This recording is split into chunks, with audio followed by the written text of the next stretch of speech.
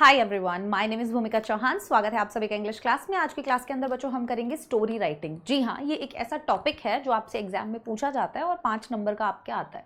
अब बच्चे क्या करते हैं, बच्चों को ना बहुत ही ज़्यादा कंफ्यूजन रहता है कि मैम स्टोरी राइटिंग जो है ना, हम यहाँ पर क्या करें, मतलब किस तरीके से हमें पूरे में से पूरे मार्क्स जो है वो इसके अंदर मिल सकते हैं। अब बच्चों का जो दिमाग होता है वो बहुत ही ज़्यादा क्रिएटिव होता है और वो मुझे लगता है कि ऐसी ऐसी स्टोरीज जो है वो बना सकते हैं जो मतलब हम मतलब यहाँ पे पूरा आज़ादी होता है हमको अपना पूरा क्रिएटिविटी यूज़ करने का। और ये एग्ज़ाम के अंदर टॉपिक डालने का रीज़न भी यही है कि बच्चे जो हैं वो अपनी इमेजिनेटिव पावर, अपनी क्रिएटिव पावर का जो है यूज़ कर सकें और कुछ बढ़िया जो है वो सामने ला सकें, अपने इमोशंस को एक्सप्रेस कर सकें, किस तरीके से वो सोचते हैं, किस तरीके से वो चीज़ों को क्रिएट कर सकते हैं, उन सब चीज़ों के ऊपर जो है यहाँ पर बात की जाती है। तो स्टोरी राइटिंग की जब भी हम बात करते हैं बच्चों, तो यहाँ पर आपको एक फॉर्मेट जो है वो फॉलो करना पड़ता है, ठीक है। और उसी के बारे में हम जो है स्टेप बाय स्टेप आज बात करेंगे कि कैसे हम एक स्टोरी जो है वो स्टेप बाय स्टेप लिख सकते हैं। अभी स्टोरी लिखनी है, आपने अगर मान लीजिए कोई भी मूवी देखा है ना, आपने कोई भी मूवी देखी है और आपको वो मूवी कब पसंद आती है, मतलब कि मुझे कोई भी मूवी कब पसंद आएगी, जब उस मूवी के अंदर पूरा थ्रिल होगा, उस मूवी के अंदर पूरा प्लॉट होगा, क्लाइमेक्स होगा, एडवेंचर होगा, ठीक है, या मैं बोलूँ एक्शन होगा, या मैं बोलूँ कि ड्रामा होगा, ठीक है, थोड़ा बहुत रोमांस होगा, बहुत सारी चीज़ें अलग अलग हम चाहते हैं जब भी हम कोई मूवी देखने चाहते हैं तो उसके अंदर हो, है ना। तो अब यहाँ पे ना इतना ज़्यादा, अब आपको बिल्कुल एकदम राइटर बनने के लिए मैं नहीं कहूँगी, लेकिन एग्जाम के अंदर जब भी आपको लिखना है तो आपके पास एक सर्टेन वर्ड लिमिट होता है कि भाई 150 to 200 वर्ड्स के अंदर आपको अपना स्टोरी लिखना होता है। तो आपको क्या करना है, आपको एक फॉर्मेट फॉलो करना है जिसके अकॉर्डिंग आपकी स्टोरी बहुत ही बढ़िया लगेगी और ये बहुत इजी भी होगा आप लोगों के लिए, ठीक है। तो अगर हम बात करें कि किस तरीके से हम अपनी स्टोरी जो है वो लिख सकते हैं, उसमें आपको सबसे पहले रीडर का माइंड जो है स्टार्टिंग ही जैसे कहानी की हो जाती है, तभी अगर आप उसका अटेंशन ग्रैब कर लोगे तो आपको कोई प्रॉब्लम नहीं होगा, है ना। तो टीचर्स जब चेक करते हैं ना आपकी स्टोरी राइटिंग, तो वो ये नहीं देखेंगे कि हाँ आपने कहानी लिख ली, वो ये देखेंगे कि आपने आखिरकार एक फॉर्मेट को फॉलो किया है या नहीं। क्या आपने स्टार्टिंग के अंदर थोड़ा सा ऐसा फीलिंग रखा है जिससे रीडर्स का जो माइंड है या रीडर्स की जो अटेंशन है वो अटक जाए कि भाई हाँ मुझे तो अब तो पढ़नी है, आगे क्या होगा, आगे क्या होगा। जैसे हम कोई भी ओटीटी पे देखते हैं कोई भी सीरीज वगैरह, तो एक एपिसोड के बाद दूसरे एपिसोड पर हम ऐसे स्किप करते, मतलब ऐसे जंप करते जाते हम रोक नहीं पाते, हम रात रात भर पूरा पूरा सीजन खत्म कर देते हैं। तो वो क्या होता है कि उसके अंदर हमारा दिमाग एकदम उसने पकड़ के रखा हुआ है ना, हमारा अटेंशन लगा के रखा हुआ है उसने। So the first paragraph should be catchy, which attracts the reader's interest with something usual and unexpected. अभी ना मैं आपको 4 PYQ करवाऊंगी आज की ही क्लास के अंदर, ठीक है, जो स्टोरी राइटिंग के आपके एग्जाम में पूछे गए हैं, प्रीवियस ईयर पेपर्स के 4 सवाल मैं आपको करवाऊंगी, ठीक है। The first paragraph should be catchy which attracts the readers interest. पहला पैराग्राफ कैची होना चाहिए जो रीडर का इंटरेस्ट जो है पकड़ ले, कि भाई रीडर को जैसी पहली या दूसरी लाइन पढ़ी ना, वैसे ही रीडर को बहुत ज्यादा इंटरेस्ट जो है उस कहानी के अंदर आ गया कि अच्छा ये कैसे, मतलब ऐसा कैसे हो सकता है। जैसे मैंने अभी अभी एक कहानी देखी थी, स्टोलन मूवी देखी थी, तो स्टोलन मूवी, वो मूवी जैसे ही शुरू होती है ना तभी आपका टेंशन, मतलब तभी विद इन 5 मिनट्स उसके अंदर एक बच्चा चोरी हो जाता है छोटा सा, कि एक माँ सो रही होती है अपने छोटे बच्चे को लेके एंड एक लड़का ट्रेन से उतरा होता है और तुरंत उसका बच्चा लेके कोई एक औरत गायब हो जाती है।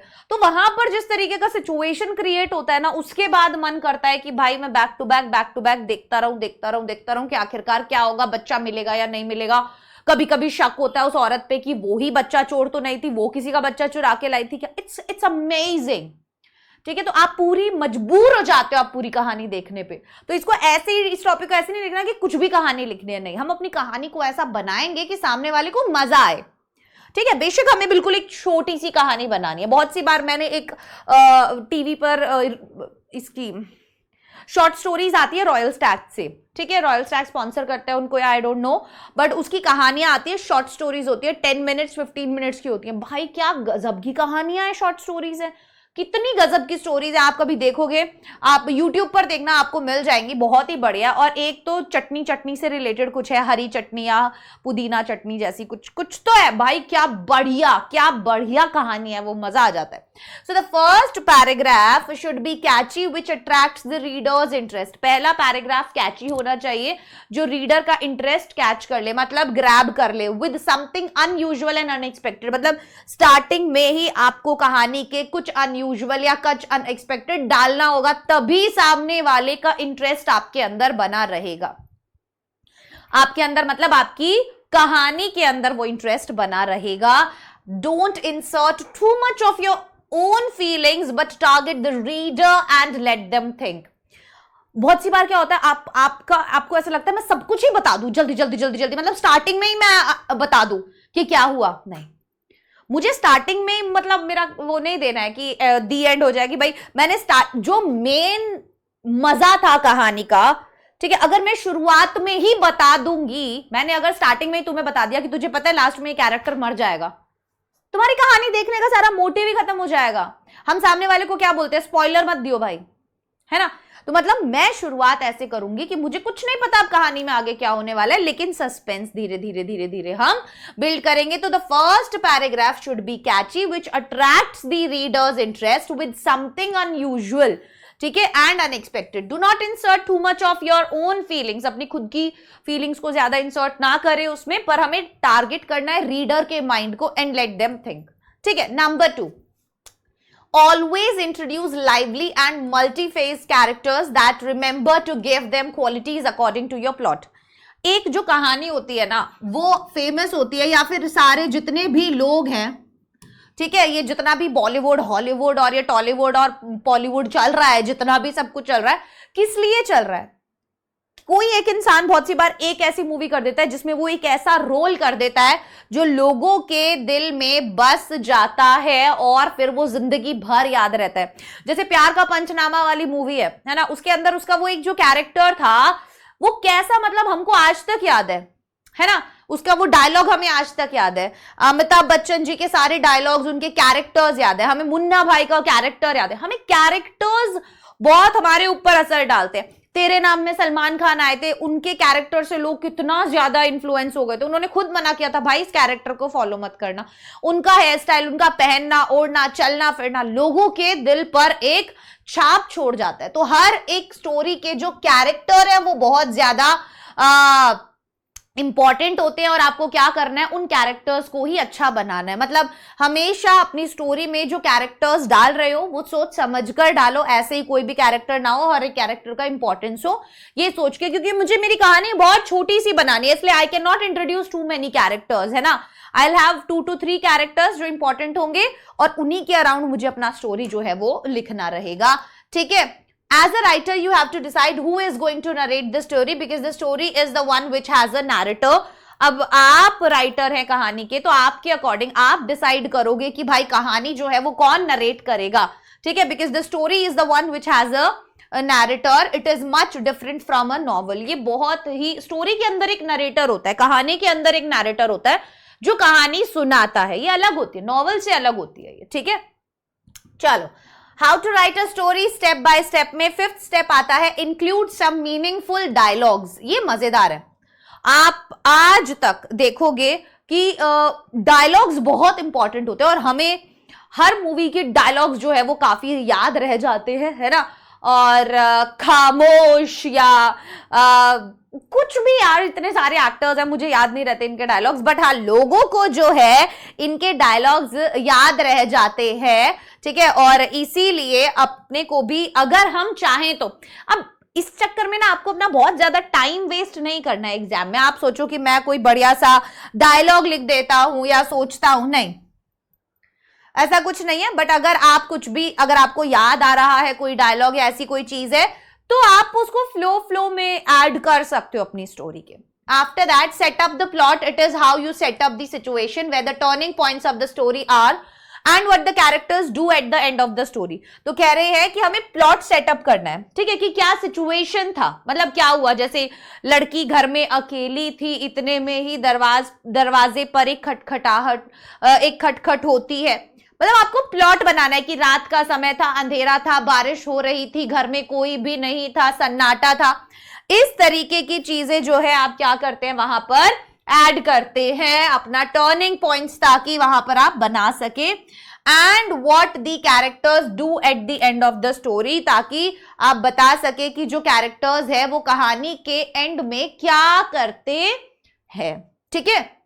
A plot is a series of events deliberately arranged so as to reveal their dramatic, thematic and emotional significance. Jane Barrowe उनके द्वारा कही गई ये लाइन है कि एक जो प्लॉट होता है ना, ये सीरीज ऑफ इवेंट्स होते हैं, पहले एक इवेंट, फिर दूसरा, फिर तीसरा, तो प्लॉट वो होता है, ठीक है। आप सिचुएशन को कैसे सेटअप कर रहे हो, सीरीज ऑफ इवेंट्स कैसे बता रहे हो, वो एक प्लॉट होता है, जहां पर जो टर्निंग पॉइंट्स होते हैं कहानी के, and what the characters do at the end of the story, और कैसे एक कैरेक्टर क्या करता है कहानी के अंत में, ठीक है। Create conflict and tense atmosphere according to Janet Burroway. वो कहती हैं कि भाई तुम्हें ना हमेशा एक कहानी के अंदर एक कॉन्फ्लिक्ट और टेंस एटमॉस्फेयर क्रिएट करना बहुत ज्यादा जरूरी है।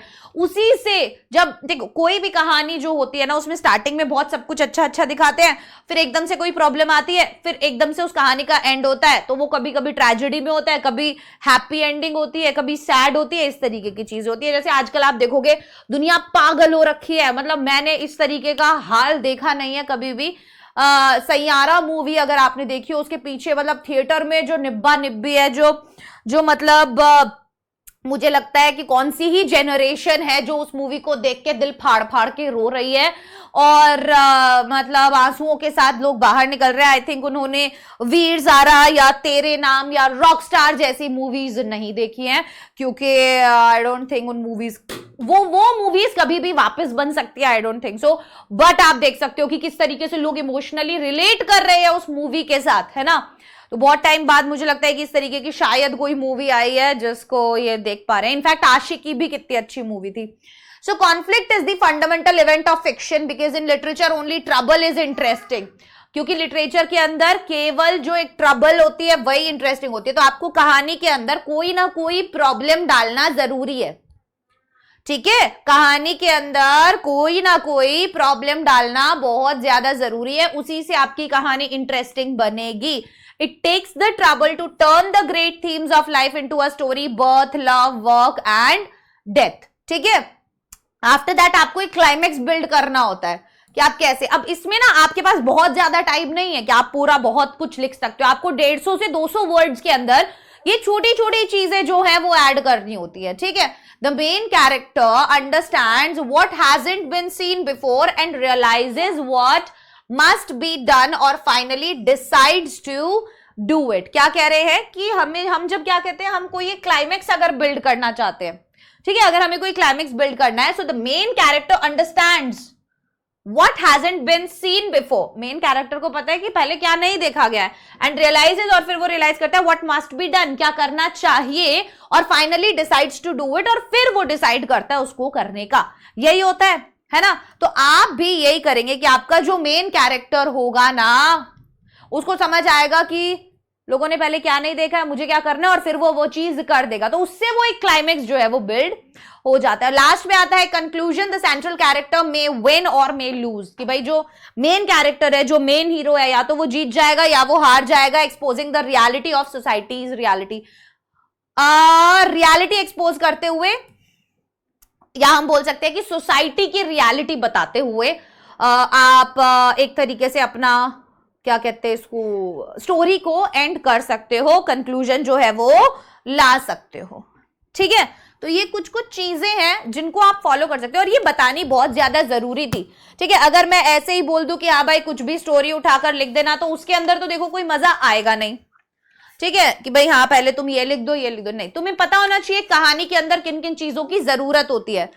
तो यहां पर भी कहानी के अंदर किन किन चीजों की जरूरत होती है। स्टार्टिंग आप जब करोगे तो आप बिगिनिंग जो करोगे वो कैसी होनी चाहिए, आपकी बिगिनिंग इंटरेस्टिंग होनी चाहिए, ठीक है, कि राम जो है वो एक कश्मकश में था, या बहुत ज्यादा सन्नाटा था, अकेली सड़क थी और उस पर एक लड़की जो है वो चल रही थी। सो कह रहे हैं इंटरेस्टिंग फ्रेजेस जैसे Adam was in a fix, या the day was departing, the breeze was messaging his face, या every morning I used to walk there but the day was different। Starting आपको थोड़ी सी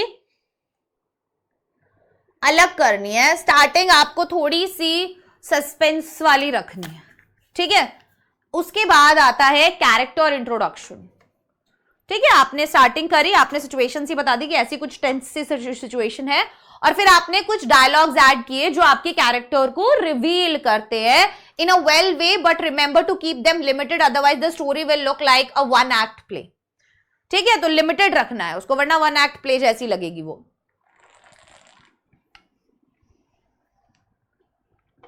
उसके बाद आता है प्लॉट।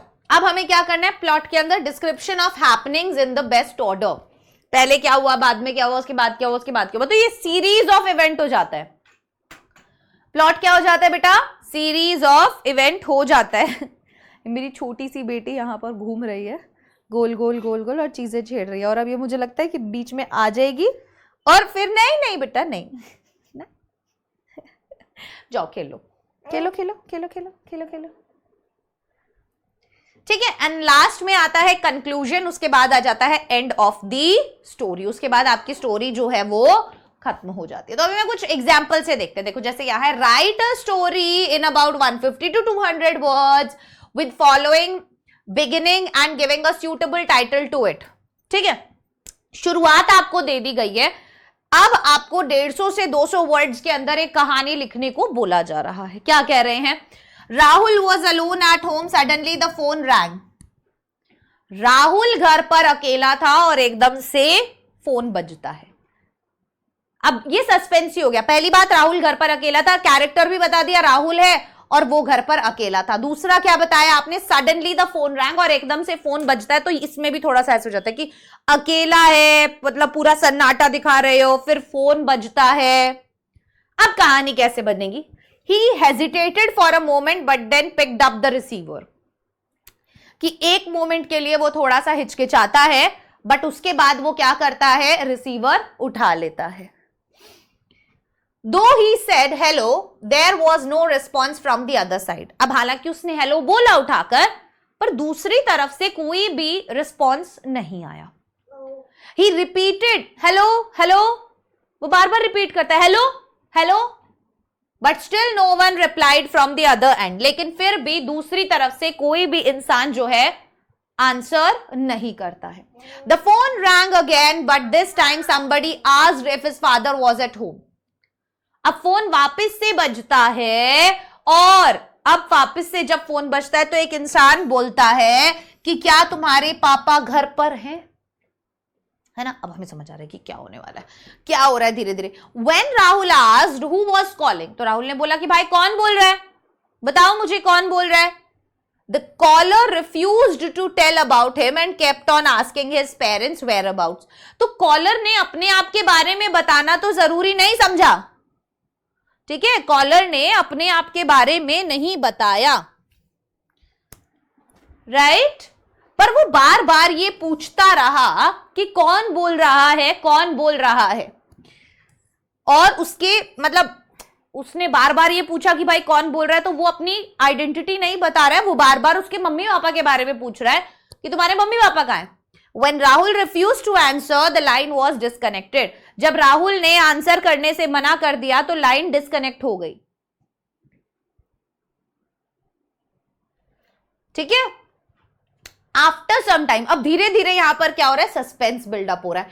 द डोरबेल रैंग, अब थोड़ी देर बाद क्या हुआ, डोरबेल बजी। As Rahul peeped through the keyhole he found a tall man with a beard. और जैसे ही राहुल ने वो उसमें से देखा ऐसे, ठीक है, तो ही फाउंड अ टॉल मैन, उसने देखा एक लंबा सा आदमी दाढ़ी के साथ बाहर खड़ा है गेट के। Rahul got scared and quickly ran towards the phone and called up his father's friend। तो राहुल बहुत ज्यादा डर गया और एकदम से भागा फोन की तरफ and called up his father's friend.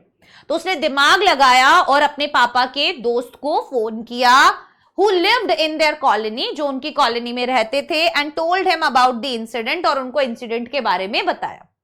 His uncle asked him not to worry as he would reach soon, और उसके अंकल ने बोला बेटा तू चिंता मत कर, मैं आ रहा हूं 2 मिनट में, है ना, तू गेट मत खोलियो और तू चिंता मत कर, मैं 2 मिनट में आता हूं। He quickly collected some other men from the neighborhood, तो अंकल ने क्या किया, जल्दी से कुछ लोग इकट्ठा किए आसपास से, and with his pet dog, और अपने पेट डॉग के साथ रीच्ड राहुल्स होम, राहुल के घर पहुंच गए। The tall man was looking for a way to get into the house, और वो जो लंबा आदमी था वो क्या कर रहा था, वो एक मतलब घर में घुसने के लिए कहीं ना कहीं से रास्ता ढूंढ रहा था, ठीक है। When the dog of Rahul's uncle held his leg with its teeth, और इतने में ही क्या हुआ कि जो कुत्ता था राहुल के अंकल का, उसने पैर पकड़ लिया, राइट, दांत से उस आदमी का, and tried to run away but was overpowered by all the men of the colony. तो वो आदमी जो है वो पैनिक कर गया और फाइनली जो है वो वहां से भागने की कोशिश करने लगा, पर बाकी के जो और लोग थे उन्होंने उसको ओवरपावर कर लिया, मतलब पकड़ के रख लिया। Soon the police reached Rahul's home and his parents also returned and thanked the neighbors. तो जल्दी ही पुलिस जो है वो उसके घर पहुंच गई और मम्मी पापा भी आ गए और उन्होंने फिर उसका शुक्रिया अदा किया। Everyone praised Rahul's presence of mind which saved his life. और सभी ने राहुल के प्रेजेंस ऑफ माइंड की तारीफ की जिसने उसकी जिंदगी बचाई। बताओ मुझे कोई दिक्कत? अब मैं तुम्हें एक और कहानी दे रही हूं। Write a story in about 150 to 200 words with the following beginning and give a suitable title to it. ध्यान दो, स्टार्टिंग देखो और थोड़ा सा अपना 2 मिनट का दिमाग लगाओ। It had been over 2 hours waiting for the train. 2 घंटे से वेट कर रहे थे हम ट्रेन का। रूही वॉज गेटिंग रेस्टलेस, और रूही बहुत ज्यादा पैनिक कर रही थी, रेस्टलेस हो रही थी, पेशेंस नहीं था उसके अंदर बिल्कुल भी। सडनली शी, और एकदम से वह। क्या बना सकते हो अब इस कहानी में, थोड़ा सा तो सोचो। और एकदम से वह, एकदम से वह क्या क्या करती है वह एकदम से, सोचो। और एकदम से वह क्या, एकदम से वह कुछ तो बना सकते हैं हम। ट्रेन का वेट कर रही है, स्टेशन पे है ना। मैंने अभी आपको स्टार्टिंग में एक कहानी बोली थी कि मैंने स्टोलन की एक कहानी सुनी थी। आप इसके अंदर एक चीज और कर सकते हो सकता है आपने कोई मूवीज देखी हो इस तरीके की जिस जैसी स्टार्टिंग आपको दी हुई है, और किसी मूवी का सीन याद आ रहा है, वो लिख दो, लिख दो उसमें 2-4 चीजें अपनी ऐड करके इधर उधर से। कर सकते हो ना।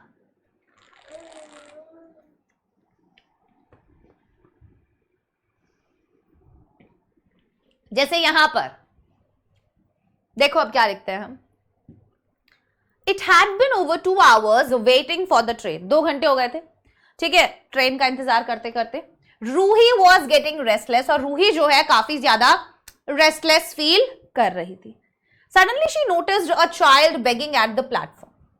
अब वो एकदम से देखती है कि एक छोटा बच्चा है और वो भीख मांग रहा है प्लेटफॉर्म पर। He appeared to be a little sweet boy who had a small bag on his shoulder.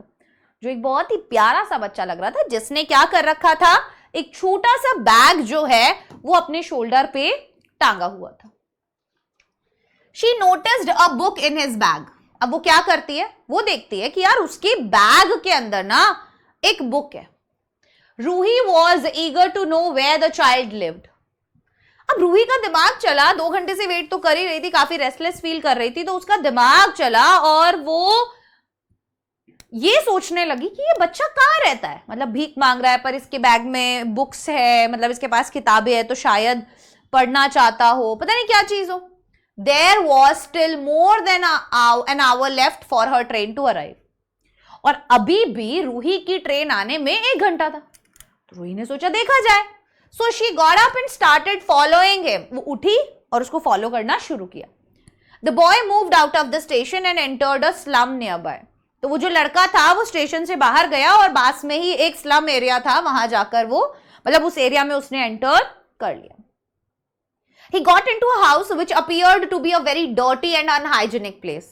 वो एक ऐसे घर के अंदर एंटर करता है जो बहुत ही ज्यादा डर्टी, ठीक है, और अनहाइजीनिक लगता है दिखने में, बहुत डर्टी और अनहाइजीनिक लगता है दिखने में. There were other child beggars in the house who were in the age group of 5 to 12 years. अब जब वो वहां जाकर देखती है ना, तो वहां पर और भी बच्चे होते हैं जो भीख मांग रहे होते हैं, ठीक है, इन दी हाउस, घर के अंदर, who were in the age group of 5 to 12 years. और किस उम्र के बच्चे होंगे बच्चों? वो 5 से 12 साल की उम्र के बच्चे थे वो, ठीक है. They were thin and weak, वो बहुत पतले थे, बहुत कमजोर थे. They had money but nothing to eat. उनके पास पैसा था पर खाने के लिए कुछ भी नहीं था. कहने का मतलब, just then a burly man entered the house. और तभी क्या है, एक बहुत ही हट्टा कट्टा मोटा ताजा इंसान, बड़ा, वहां पर आता है. The children became quite. और जैसे ही वो वहां अंदर आता है तो बच्चे सारे एकदम से शांत हो जाते हैं, सारे बच्चे शांत हो जाते हैं. The children became quite. He asked them for the money that they had collected. और वो आके उनसे वो पैसे मांगने लगता है जो पैसे उन्होंने कलेक्ट किए. बाय बेगिंग, भीख मांगकर. The poor children handled all the money they had to him. और बेचारे जो बच्चे हैं वो सारा पैसा जो भी उन्होंने इकट्ठा किया भीख मांगकर उसको दे देते हैं, सब कुछ उसको दे देते हैं. Ruhi understood that it was a racket of child beggars. और रूही समझ गई कि ये चाइल्ड बेगर्स का एक रैकेट है. शी फेल्ट पिटी फॉर दो स्मॉल चिल्ड्रन. और उसको बहुत दया आई भाई उन छोटे बच्चों पर, उसको उन छोटे बच्चों पर बहुत दया आई. She decided to inform the police. अब उसने क्या डिसाइड किया कि मैं इस बारे में पुलिस को बताऊंगी. The police and an NGO बचपन बचाओ सून रीच द प्लेस. और जल्दी ही पुलिस और एक एनजीओ बचपन बचाओ वहां पर पहुंच जाता है. The man was perplexed on seeing the police. और वो आदमी तो घबरा गया, पागल हो गया भाई वो पुलिस को देखकर. The police arrested him and the children were sent under the protection of NGO. तो पुलिस ने उस आदमी को अरेस्ट कर लिया और बच्चों को जो है एनजीओ के प्रोटेक्शन में भेज दिया गया. From where they would be sent to their homes, जहां से अब उनको उनके घरों पर पहुंचाया जाता. क्योंकि ये लोग ऐसा ही तो करते हैं, बच्चों को किडनैप कर लेते हैं. आजकल तो ये अलग अलग ही रैकेट चल गया, मतलब बच्चों को किडनैप कर लेते हैं फिर बेच देते हैं. और पहले तो चलो भिखारियों को बेचते थे, आजकल तो छोटे छोटे बच्चों को किडनैप कर लेते हैं और फिर जिन लोगों को बच्चे नहीं हो रहे होते वो लोगों को अडॉप्ट करवा देते हैं. और फिर ये इलीगल तरीके से चल रहा है चीजें, जिससे ये बहुत पैसा कमाते हैं. समझ रहे हो? तो पता नहीं क्या क्या ये होता है इसके अंदर. मैंने देखा है, मतलब काफी सारी चीजें हैं जो बहुत ही बेकार हो गई हैं अब तो. Ruhi felt relieved and was appreciated by everyone. Ruhi जो है वो बहुत रिलीव्ड फील करती है और सभी लोग उसको बहुत अप्रिशिएट करते हैं. She was later rewarded by government for her effort in rescuing the children. और बाद में तो सरकार भी जो है रूही को अवार्ड देती है. ठीक है, चलिए एक और मूवी देखते हैं फटाफट से, छोटी सी एक और स्टोरी देखते हैं. And after that I will give you few previous year paper के questions, PYQ1, PYQ2, PYQ3, PYQ4. ठीक है, तो ये चारों भी हम आज डिस्कस करेंगे क्लास में ही. चलिए एक और कहानी देखते हैं. और ये कहानी क्या कहती है? Last Sunday I was watching TV, suddenly I heard people shouting outside. अभी बोल रहे कि ना यार, मैं क्या कर रहा था, लास्ट संडे की बात है, मैं टीवी देख रहा था और एकदम से मैं सुनता हूं बाहर कुछ लोग चिल्ला रहे हैं. ऐसी ही शुरुआत आप लोगों को देनी जरूरी है. हर एक कहानी के अंदर देखो कैसे दिया हुआ है. मैं घर में अकेली थी, घंटी बजी, मैं स्टेशन पर 2 घंटे से वेट कर रही थी और बहुत परेशान हो रही थी, इतने ही मैंने एक बच्चा देखा. मतलब आपको स्टार्टिंग में थोड़ा सा इंटरेस्ट जो है वो जगाना पड़ेगा. ठीक है, last Sunday I was watching TV, suddenly I heard people shouting outside. तो एकदम से मैं देखती हूँ कि लोग जो है बाहर कुछ आवाज कर रहे हैं, चिल्ला रहे हैं. ठीक है, इट वॉज अबाउट 10:30 PM. अब समय बता दिया आपने कि लगभग ना 10:30 का समय हो रहा था. As I opened my door, bright lights from outside dazzled my eyes. और जैसे ही मैंने अपना गेट खोला तो ब्राइट लाइट, एकदम से बहुत ही तेज लाइट जो है वो मेरी आंखों में आकर लगती है. I went outside towards the place where a large crowd had gathered outside our colony park. अब कहते हैं कि भाई मैं बाहर गई, ठीक है, तो मैंने देखा बहुत ज्यादा भीड़ जो है वो इकट्ठी हो चुकी है कॉलोनी पार्क में. There was a huge spaceship that had landed in the park. और एक बहुत ही बड़ा स्पेसशिप था जो पार्क में लैंड करता है. अब ये कोई मिल गया वाली कहानी नहीं है, जादू वाली कहानी नहीं है क्या? ये बता दो आप, जादू वाली कहानी है ये. It had 1,000 lights blinking and from the windows one could see a few strange figures peeping out. कह रहे थे it had 1,000 lights, हजारों लाइट्स थी blinking जो चल रही थी वहां पे, and from windows और खिड़कियों से one could see a few strange figures, एक देख सकते थे कि कुछ अजीब अजीब से विचित्र से figures जो हैं वो बाहर देख रहे हैं. I was surprised to see the aliens. मैं बहुत आश्चर्यचकित हो गई थी एलियंस को देखकर. Meanwhile, the police had also reached the park. और इतने में क्या हुआ, पुलिस जो है वो भी पार्क में पहुंच जाती है. कौन पहुंच जाती है पार्क में? पुलिस पहुंच जाती है. People were shouting and asking the police to take the aliens out of the ship. अब लोग चिल्ला रहे हैं वहां पर जोर जोर से और बोल रहे हैं पुलिस को कि एलियंस को बाहर लाओ, निकालो इन्हें बाहर, हमें देखना है. They were very excited to see them. वो उसे देखकर भाई उनको बहुत ही मजा आ रहा था उन्हें देखकर कि भाई क्या बढ़िया, मतलब एलियंस हैं ये तो काफी ज्यादा एक्साइटेड जो है वो फील कर रहे थे.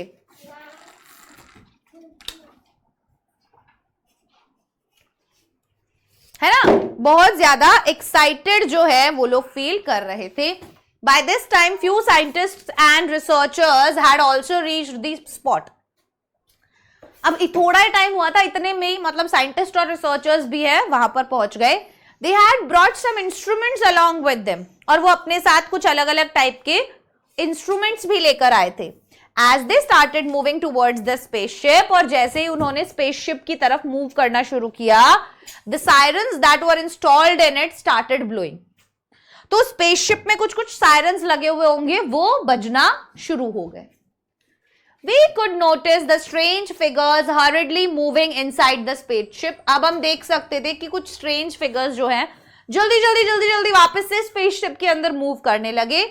Then as if understanding the intentions of the scientists that they probably wanted to capture them, क्योंकि उन्हें समझ में आ गया होगा कि भाई ये तो साइंटिस्ट आ गए यहाँ पे, अब ये हमें पकड़ लेंगे और फिर हमें काट फाड़ के फेंक देंगे, मतलब हम पे रिसर्च करेंगे ना. So they started blowing green colored dust from their spaceship. तो उन्होंने क्या किया, ग्रीन कलर की डस्ट जो है वो स्पेसशिप के बाहर ब्लो करना स्टार्ट कर दिया. Its wheels started moving like a blower and the spaceship started moving upwards. So धीरे धीरे क्या हुआ, वो बेटा नहीं, ठीक है, वो क्या हुआ, धीरे धीरे स्पेसशिप ऊपर की तरफ मूव करना शुरू हो गई. The scientists rushed out of the park. People tried to click pictures of the spaceship, but their cameras showed only a black screen. कह रहे हैं जो साइंटिस्ट्स थे ना, rushed out of the park, भागे पार्क के बाहर. People tried to click pictures of the spaceship. लोगों ने स्पेसशिप का पिक्चर खींचने का भी कोशिश किया, but their camera showed only a black screen. Imagine करो कि उनकी कैमरा तो है जो केवल ब्लैक स्क्रीन दिखा रहा था. The spaceship safely moved out of the hands of the humans. और स्पेसशिप जो है बहुत इजीली ह्यूमंस के हाथ से निकल गया. Who would have otherwise captured the aliens? जो उन्हें कैप्चर कर लेते and started a study on them. और उनके ऊपर एक कहानी उनके ऊपर पढ़ने लग जाते, स्टडी की भाई क्या है, कहाँ से आए हैं, कैसे होते हैं, इनका स्ट्रक्चर कैसा होता है, ये सब चीजें. I thanked God for saving their lives from the clutches of the inhuman humans. See, inhuman humans की, ये इनह्यूमन ह्यूमंस के है ना, चंगुल से. अच्छा हुआ भगवान आपने बचा लिया उन बेचारे एलियंस को और उनकी जिंदगियों को. ठीक है, अब देखो क्या दिया हुआ है, एक और कहानी बोल रहे लिखने को कि complete the story in 200 to 250 words from outline given below. ये जो आउटलाइन दिया हुआ है नीचे, ठीक है, उसमें से तुम्हें एक 200 to 250 वर्ड्स की कहानी लिखनी है. ठीक है, जैसे birds lived a forest 1 year lot and dry.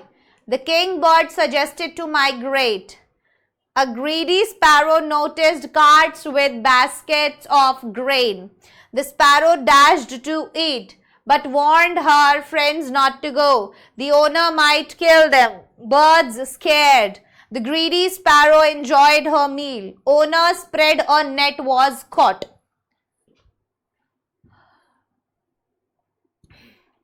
बना सकते हो अब इस पे कहानी, बना सकते हो क्या इस पर कहानी? अरे बोलो भाई, बना सकते हो क्या इस पर कहानी? ये देखो, ये प्रीवियस ईयर पेपर में सवाल दिया था। Right a short story in about 150 to 200 words based on the following input. A beggar hungry and tired Knox at a door. अब देखो, बहुत बढ़िया कहानी बन सकती है। मैं आपको वैसे ही बता देती हूँ कि एक बेगर ने दरवाजे पर खटखटाया, वो बहुत ही भूखा था और थका हुआ था। अब हमने एक कहानी पढ़ी थी भाई, ठीक है, उस कहानी के अंदर क्या था कि हमने एक बेगर ने दरवाजा खटखटाया और वो भूखा और थका हुआ था। अब जिसका दरवाजा खटखटाया वो जो लेडी थी वो केक बनाती थी, ठीक है, और वो उसकी पूरी मतलब चिमनी विमनी उसकी बेकरी थी वो। अब वो उस समय केक बना रही थी और उसने देखा कि किसी ने दरवाजा खटखटाया। जब वो गई तो सामने उन्होंने उसको बोला कि मैं बहुत भूखा हूं और थका हुआ हूं, क्या आप मुझे केक दे सकती हैं खाने के लिए? तो वो जो औरत थी वो बहुत ही लालची किस्म की थी, तो उसने कहा ठीक है मैं दे देती हूँ। और उसने एक बहुत ही छोटा डो बनाया, छोटा, बिल्कुल छोटा सा डो बनाया, और उसने सोचा कि थोड़ा सा बना के दे देती हूँ। लेकिन जब वो उसको बेक करती तो उसका साइज बहुत बड़ा हो जाता और उसका लालच सामने आ जाता कि नहीं, मैं इतना बड़ा केक तो उसको नहीं दे सकती। 2 बार, 3 बार, 4 बार, 5 बार उसने इसी तरीके का डो बनाया, छोटे से छोटा बनाती और उसे बेक करती और वो बड़ा बन जाता। तो अब की बार उसने बिल्कुल एक रोटी जितना पतला डो बनाया और उसको बेक किया और ले जाकर बेगर को दे दिया। अब उसकी नीयत देखकर, है ना, वो बेगर जो था उसको इतना गुस्सा आया, इतना गुस्सा आया कि उसने उसको श्राप दे दिया कि तुम जो है अपने अगले जन्मों में क्या हो जाओगी, पछताओगी। अपना खाना ढूंढने के लिए तुम्हें बहुत मेहनत करनी पड़ेगी और उसकी बेकरी की जो चिमनी होती है उसको जैसे ही श्राप देता है वो उसमें से निकल के बाहर जाती है और जैसे ही वो उस चिमनी से बाहर निकलती है तो वो एक वुड पैकर बन जाती है, बर्ड, जिसे चोंच से मार मार के अपना घर बनाना पड़ता है और मार मार के ही वो कीड़े, छोटे मोटे कीड़ों से अपना पेट भरना पड़ता है और वो सालों से उस जंगल में रह रही होती है। वो जो बेगर होता है वो और कोई नहीं, भगवान का ही रूप होते हैं और वो लालच की वजह से इस सिचुएशन में अब होती है। और आज भी लोग जो है उसे देख सकते हैं जंगलों में और बताते हैं कि ये वही महिला है, वही औरत है, ठीक है, जो एक समय पर बेकरी चलाती थी जिसे भगवान ने श्राप दिया। इसीलिए कहते हैं लालच बुरी बला है। हाँ या ना भाई, कुछ भी बना सकते हो यार आप स्टोरी की। भाई एक बार एक बेगर जो बहुत भूखा और थका हुआ था वो दरवाजे पर आता है, तो जो घर के अंदर आदमी रह रहा होता है वो हमेशा से अकेला रहता है और दरवाजे पर किसी को देखकर बहुत ज्यादा खुश हो जाता है। वो उसे अंदर इनवाइट करता है और उसे बढ़िया बढ़िया खाना खिलाता है और साथ ही साथ जब उसके पास कोई बात करने के लिए नहीं होता तो वो उस बेगर से अपने दिल की सारी बातें कर लेता है। वो बताता है कि जवानी में वो कैसा होता था, वो बताता है कि आजकल वो क्या काम करता है, वो बताता है कि कैसे वो गाय का दूध निकालकर इतने पैसे कमा लेता है। जब वो बेगर को यकीन नहीं होता, ठीक है, नहीं बेटा, जब उस बेगर को यकीन नहीं होता कि ये सच है कि दूध बेचकर कोई इतने पैसे कैसे कमा सकता है, तो वो इंसान उसे खिड़की के पास टंगे एक पाउच में अपने 30 क्रॉनर निकाल के दिखाता है कि देखो ये रहे पैसे जो मैंने कमाए हैं। अब वो जो बेगर होता है उसको बढ़िया वो सिगरेट पिलाता है, खिचड़ी खिलाता है, उसके साथ ताश खेलता है, बातें करता है और रात में दोनों सो जाते हैं। जब सुबह वो आदमी अपने गाय का दूध निकालने के लिए जा रहा होता है तो बेगर को लगता है कि जब घर का मालिक जा रहा है तो मुझे भी जाना चाहिए और वो उसके साथ निकल जाता है। लेकिन कुछ देर बाद उस बेगर के दिमाग में एक लालच आता है और वो वापस आकर खिड़की तोड़कर वो 30 रुपए या जो भी उसके पैसे थे वो चुरा कर ले जाता है। समझ लो, आप अपना स्टोरी कहीं आपने सुना है, कहीं आपने कोई छोटा मोटा चीज कुछ भी डाल दो, क्लाइमेक्स होना चाहिए, प्लॉट होना चाहिए, सीरीज ऑफ इवेंट्स बढ़िया होने चाहिए, और मैं कुछ नहीं मांगती आपसे। समझ में आ रहा है? तो ये लिखा स्टोरी नंबर 1 PYQ1, ये है PYQ2। It was a cold winter night, I was alone at home, suddenly there was a knock at the door. PYQ2। PYQ3, Ria was walking through the forest when she heard someone crying. She followed the sound. Practice करो इन questions को, क्यों लिख कर दे रही हूं यहां पर, ताकि तुम प्रैक्टिस करो इन क्वेश्चंस को। Number 4, right a story in 150 words with the following beginning. Right? It was a sunny day. Children were playing in the park. Suddenly they heard a loud noise. PYQ4. ठीक? तो ये थी आज की हमारी class, जिसके अंदर हमने क्या किया, स्टोरी राइटिंग के बारे में जाना। मैं आशा करती हूं कि आपको सारी चीजें अच्छे से समझ में आई होंगी, और आप जो है सारी स्टेप्स को जरूर फॉलो करोगे जब भी आप एक स्टोरी जो है वो लिख रहे होंगे।